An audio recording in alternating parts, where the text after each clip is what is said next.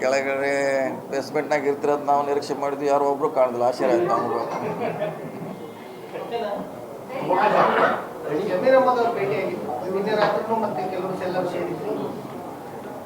ನಿನ್ನೆ ಸೇರಿದ್ದು ಬೇರೆ, ಇವತ್ತು ಅವ್ರು ಬಂದು ಬೇರೆ ಕೆಲಸ. ಸೊ ನಿನ್ನೆ ಕೆಲವು ಜನ ಸೇರಿದ್ದು ನಿಜ. ರಾಜಕೀಯ ವಿದ್ಯಮಾನಗಳು ಮತ್ತೆ ಚರ್ಚೆ ಮಾಡೋದು. ಅಲ್ಲಿ ರಾಜಕೀಯ ಸುಮಾರೆಲ್ಲ ಸೀನಿಯರ್ ಮಿನಿಸ್ಟ್ರಿ ಎಲ್ಲ ಎಲ್ಲರೂ.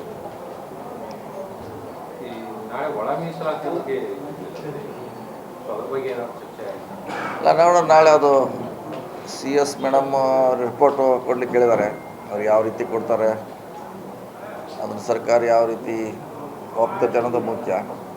ಆದರೂ ನಾಳೆ ಭಾಳ ಜನ ನಾಳೆ ಮುಗಿಬೇಕು ಅನ್ನೋದು ಭಾಳ ಜನ ನಿರೀಕ್ಷೆಯಲ್ಲಿದ್ದಾರೆ. ಯಾಕಂದ್ರೆ ಅದು ಎಲ್ಲ ಕಡೆಯಿಂದ ಗೊಂದಲ ಆಗ್ತದೆ. ಬರೀ SC/STಗೆಲ್ಲ ಜನರಲ್ನಲ್ಲಿ ಕೂಡ ಅದು ನೇಮಕಾತಿ ಸ್ಥಗಿತಗೊಂಡ್ರಿಂದ ಅಲ್ಲೂ ತೊಂದರೆ ಆಗ್ತದೆ. ಸೊ ನಾಳೆ ಏನೋ ಇತ್ಯರ್ಥ ಆಗ್ಬೇಕಂತ ಇದೆ. ಅಂತಿಮವಾಗಿ ಕ್ಯಾಬಿನೆಟ್ ಡಿಸಿಷನ್ ತೊಗೋಬೇಕಷ್ಟೆ. ಮುಸ್ಲಿಮ್ ಅದಕ್ಕೂ ಏನು ಸಂಬಂಧ ಇಲ್ಲ. ಇದು ಜನರಲ್ ಚೆಕಪ್ ಇರೋದು, ಸ್ಪೆಷಲ್ ಸರ್ಜರಿ. ಜನರಲ್ ಚೆಕಪ್ ಹೆಂಗೆ ವರ್ಷಕ್ಕೊಂದ್ಸರಿ ಏನು ಹಂಗೆ ಆ ಥರ ಅಷ್ಟೇ. ಇದು ಮುಸ್ಲಿಮ್ಗೂ ಇಂಟರ್ನಲ್ಗೂ ಏನು ಸಂಬಂಧ ಇಲ್ಲ. ರೆಗ್ಯುಲರ್ ಕೊಡಬೇಕಾಗಿತ್ತು, ಕುಡಿದಷ್ಟೇ. ಮೇ 4 ನಂತರ ಬೆಳವಣಿಗೆಗೆ ರೆಡಿ ಆಗ್ತಾ ಇದೆ. ಮೇ 4 ನಂತರ ಬೆಳವಣಿಗೆಗೆ ರೆಡಿ ಆಗ್ತಾ ಇದೆ. ಇನ್ನು ನೋಡ್ಬೇಕು 4 ನಂತರ ಏನಾಗ್ತೈತಿ, ಏನು ಹೇಳ್ತಾರೆ ಗೊತ್ತಿಲ್ಲಲ್ಲ.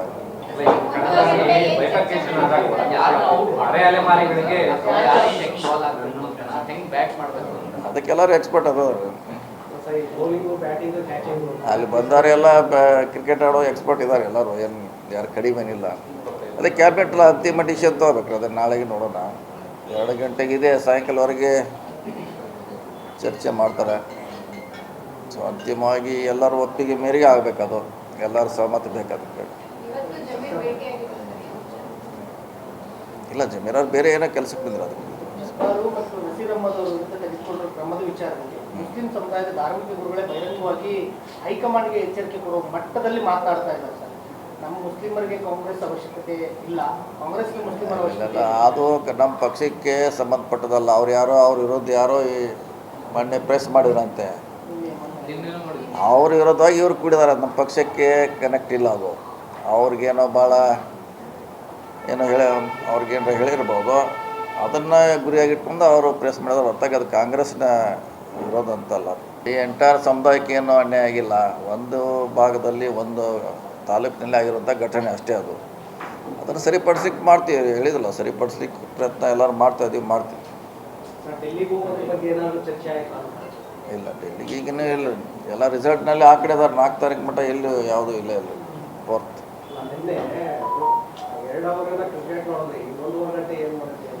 ಅದೇ ಅರ್ಧ ಹಾಪ 50-50, 20-20. ಕ್ರಿಕೆಟಿಗೆ 20, ರಾಜಕೀಯ 20. 20-20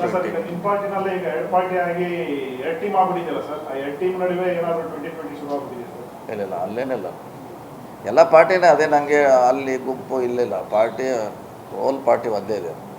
ಆಗಬೇಕಾದ ಅವರು ಎಲ್ಲರೂ ಕೂಡಿ ಒಂದೇ ಪ್ಲ್ಯಾಟ್ಫಾರ್ಮಲ್ಲಿ ಬರಬೇಕು ಅವರು. ಯಾಕಂದ್ರೆ ಆ ಕಡೆ ಒಂದು ಗುಂಪಾಗಿದೆ, ಈ ಕಡೆ ಗುಂಪಾಗಿದೆ. ಅಂತಿಮವಾಗಿ ನಮಗೆ ಪಕ್ಷಕ್ಕೆ ತೊಂದರೆ ಆಗ್ತದೆ. ಸೊ ಅವ್ರು ಬರಬೇಕು, ಬರ್ತಾರೆ, ಆದಷ್ಟು ಬೇಗ ಬರ್ತಾರೆ. ಎಸ್, ನಿನ್ನೆ ಅದು ಚರ್ಚೆ ಆಗಿದೆ. ಅವ್ರಿಗೆ ಮಧ್ಯಪ್ರವೇಶ ಮಾಡಲಿಕ್ಕೆ ಹೇಳಿದ್ದೀವಿ. ಅವ್ರಿಗೆ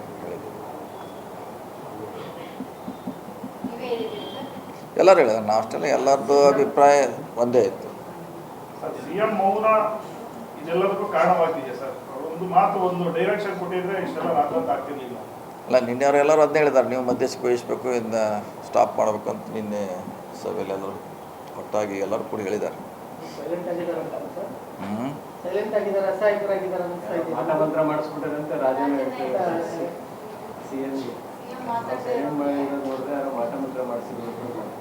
ಮಾಟ ಮಂತ್ರ ಎಲ್ಲಿ ಮಾಡ್ಲಿಕ್ಕೆ ಆಗೋಲ್ಲ. ಅವರು ಕೂಡ ಹೇಳಿದ್ವಿ, ನೀನು ರಿಕ್ವೆಸ್ಟ್ ಮಾಡಿದ್ರಿ ಎಲ್ಲರೂ ಕೂಡ ಅವ್ರಿಗೆ, CM ಅವ್ರಿಗೆ.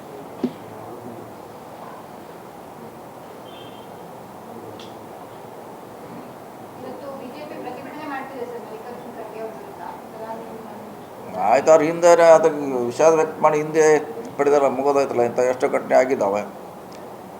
ನಿನ್ನೆ ಅದು ನಾ ಹೇಳೋ ಉದ್ದೇಶ ಆ ಥರ ಇಲ್ಲ, ಬೇರೆ ಅಂತ. ನಿನ್ನೆ ಅದ್ರ ಬಗ್ಗೆ ವಿಷಾದ ವ್ಯಕ್ತ ಮಾಡಿದ್ದಾರೆ, ಅಷ್ಟೇ ಮುಗೀತು. ಮತ್ತೇನು ಮಾಡೋದು. ಸರ್ ಈಗ ಮೇ 5 ನಂತರ ಏನೋ ಕ್ರಾಂತಿ ಆಗುತ್ತೆ ಮತ್ತೆ ಅಂತ ಸುದ್ದಿ ಆಗ್ತಿದೆ ಸರ್. ರಾಜಣ್ಣ ಅವರು ಕೂಡ ಅದನ್ನೇ ಹೇಳ್ತಿದ್ದಾರೆ.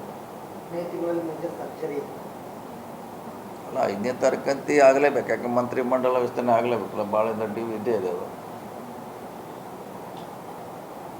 ಅದು ಚರ್ಚೆ ಆಗಬೇಕು. ಈಗ ನಡೆಯೋದು ಗೊಂದಲ, ಬ್ರೇಕ್ ಹಾಕಬೇಕು ಎಲ್ಲ ಇದೆಲ್ಲ, ಅಧ್ಯಕ್ಷ ಇದೆ, ಎಲ್ಲ ಸುಮಾರು ಇದೆ. ನೀವು ಹೇಳಿದಂಗೆ ಅದು ರಿಸಲ್ಟ್ ಆದಮೇಲೆ ಅದಕ್ಕೂ ಪಕ್ಷ ಅದಕ್ಕೆ ತೀರ್ಮಾನಕ್ಕೆ ಬರಲೇಬೇಕಾಗ್ತದೆ, ಮಾಡ್ತಾರೆ ಬೇಗ. ಈ ಸ್ಥಳೀಯ ಮಟ್ಟದ ಚುನಾವಣೆಗಳಾಗ್ತಿಲ್ಲ ಅನ್ನೋದು ಒಂದಷ್ಟು ಚರ್ಚೆಗಳಿಲ್ಲ. ZPTP ಆಗಿಲ್ಲ, BBMP ಆಗಿಲ್ಲ, ಸರ್ಕಾರ ಮಾಡೋ ಇಚ್ಛಾಶಕ್ತಿ ಇದೆ ಇಲ್ವಾ ಅನ್ನೋದು. ಅಲ್ಲ BBMP ಗ್ರೇಟರ್ ಬೆಂಗಳೂರು ಮಾಡ್ತೀವಿ ಅಂತ ಈಗಾಗಲೇ DCM ಅವ್ರು ಹೇಳಿದ್ದಾರೆ. ಅದಕ್ಕೆ ಪೂರ್ವ ತಯಾರಿನೇ ಮಾಡ್ತಾ ಇದ್ದಾರೆ ಅವರು. ಮೊನ್ನೆ ಮೀಸಲಾತಿ ಅಬ್ಜೆಕ್ಷನ್ ಏನೋ ಕರೆದಿದ್ದಾರೆ, ಮೊನ್ನೆ ಬಂದಿದೆ. ಆದರೆ ಈ ZPTP ಎಲ್ಲ ಇರೋದು ಕೋರ್ಟ್ನಲ್ಲಿದ್ದಾರೆ. ಕೋರ್ಟ್ನಾಗ ಇತ್ಯರ್ಥ ಆದೇಶ ಆಗೋವರೆಗೆ ಮಾಡಲಿಕ್ಕಾಗಲ್ಲ ಅದು. ಕ್ಲಿಯರ್ ಮಾಡಿಸ್ಬೇಕಲ್ಲ ಸರ್ಕಾರ ಆದಷ್ಟು ಬೇಗ. ನೋಡ್ಬೇಕು, ಅದಕ್ಕೆ ಕೋರ್ಟ್ನಲ್ಲಿ ನಡೀತಾ ಇದೆ, ಸುಮಾರು ದಿವಸದಿಂದ ನಡೀತದಲ್ಲ. ಕೋರ್ಟ್ ಸುಮಾರು ಮಾಹಿತಿ ಕೇಳಿದೆ, ಸರ್ಕಾರ ಕೊಟ್ಟಿದ್ದಾರೆ. ಸೊ ಅಂತಿಮವಾಗಿ ಅವರ ಡೈರೆಕ್ಷನ್ ಬರಬೇಕಷ್ಟೇ. ಇದರಿಂದ ರಾಜ್ಯಕ್ಕೆ ಬರೋದಂತ ಒಂದಷ್ಟು ಅನುದಾನ, 15ನೇ ಹಣಕಾಸಿನ ಅನುದಾನ ಕಟ್ಟಾಗಿದೆ ಸರ್. 3,500 ಕೋಟಿ ಅನುದಾನ ಕಟ್ಟಾಗಿದೆ, ಜೊತೆಗೆ ಆಡಳಿತ ಯಂತ್ರಗಳು. ನೀವು ನೋಡ್ರಿ ಅನುದಾನ ಇಲ್ಲ ಅಂತೀರಾ, ಕೇಂದ್ರದಿಂದ ಬರ್ತಕ್ಕಂಥ ನೇರ ಅನುದಾನನೇ ಕಟ್ಟಾಗಿದೆ ಸರ್. ಈ ವಿಚಾರವಾಗಿ ಸರ್ಕಾರ ಗಮನಕ್ಕೆ ಇದೆಯಾ ಇಲ್ವಾ? ಇದೆಲ್ಲ ಇದೆ, ಅದಿದೆ. JJMದು ಸುಮಾರು 13,000 ಕೋಟಿನೋ, ಅದು ಜಾಸ್ತಿ, ಇನ್ನೂ ಜಾಸ್ತಿ ಇದೆ JJM. ಸುಮಾರು ದುಡ್ಡು ಬೇರೆ ಬೇರೆ ಇಲಾಖೆಯಿಂದ ಬರಬೇಕು, ಕೊಡ್ತಾ ಇಲ್ಲ ಅವರು. ಅದು ಸರ್ಕಾರದ ಗಮನಕ್ಕಿದೆ.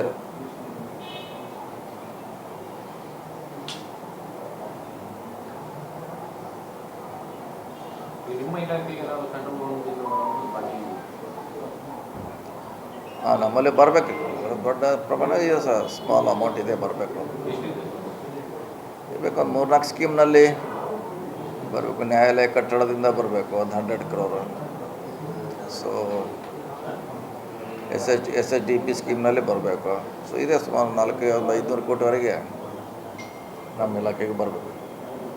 ಈಗ ಅಹಿಂದ ಸಮುದಾಯಗಳನ್ನು ಒಟ್ಟುಗೂಡಿಸುವಂಥ ಪ್ರಯತ್ನವನ್ನು ಸತೀಶ್ ಜಾರಕಿಹೊಳಿ ಅವರು ಮಾಡ್ತಾ ಇದ್ದಾರೆ ಅಂತೇಳಿ ಸಿದ್ದರಾಮಯ್ಯ ಅದು ಪಾರ್ಟ್, ಅದು ನಡೆದ ಪಾರ್ಟ್ ಅದು. ಅದೇ ಕಾರಣಕ್ಕೆ DK ಶಿವಕುಮಾರ್ ಅವರನ್ನು ಭೇಟಿ ಮಾಡಿದ್ರೆ ಅಲ್ಪಸಂಖ್ಯಾತ ಮುಖಂಡರನ್ನು ಭೇಟಿ ಮಾಡಿ ಇಲ್ಲ, ಇಂಥ ಸಿದ್ದರಾಮಯ್ಯ ಆದ್ಮೇಲೆ ನಾವು ಆದ್ಮೇಲೆ ಬೇರೆಯವರು ಅದನ್ನ ಯಾರು ಬಾವುಟ ಹಿಡಿಲೇಬೇಕು, ಅದೇನು ಪ್ರಶ್ನೆ ಇಲ್ಲ. ಯಾರು ಒಬ್ಬರು ಅದನ್ನ ನೇತೃತ್ವ ವಹಿಸಲೇಬೇಕು. ನಾವು ಮಾಡ್ಬೋದು, ಮುಂದೆ ಯಾರೋ ಬೇರೆಯವ್ರು ಮಾಡ್ಬೋದು. ಅದು ರೂಟೀನ್, ಕಂಟಿನ್ಯೂ ಪ್ರೊಸೆಸ್.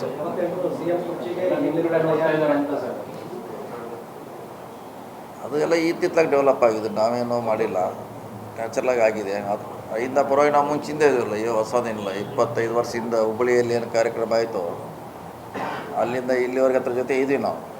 CM ಅವರು ಹಿಡಿದಿರಲಿಲ್ಲ, ಅಲ್ಪಸಂಖ್ಯಾತರು ಇಷ್ಟೆಲ್ಲ ಬಂದಾದರೂ ಅವರೆಲ್ಲೂ ಬಾಯ್ಬಿಟ್ಟಿರಲಿಲ್ಲ, ಅವನ್ನ ಪ್ರಯತ್ನ ನೀವು ಎಂಟ್ರಿ ಆದರೆ ಅಂತ. ಅದೆಲ್ಲ ಅವ್ರ ಪರವಾಗಿ ನಾವು ಇದೆಯಲ್ಲ, ಒಬ್ರು ಯಾರು ಇದ್ರೆ ಆಯ್ತಲ್ಲ. ಈಗ ಅವರು ಬರ್ತಾರೆ, ಈಗ ಎಲ್ಲರೂ ಬಂದಿದ್ದಾರೆ, ಅವರು ಬರ್ತಾರೆ. ರೆಡಿ ಆಗ್ತಾ ಇದೆ. ಇಲ್ಲ, ಅದು ನ್ಯಾಚುರಲಾಗಿ ಆಗಲೇಬೇಕು. ಅದೇನು ನಾವು ಮಾಡ್ಬೇಕಂತೇಳಿ ತಾನಾಗೆ ಆಗುತ್ತೆ, ನಾವು ಮಾಡ್ಬೇಕಂತೇಳಿ.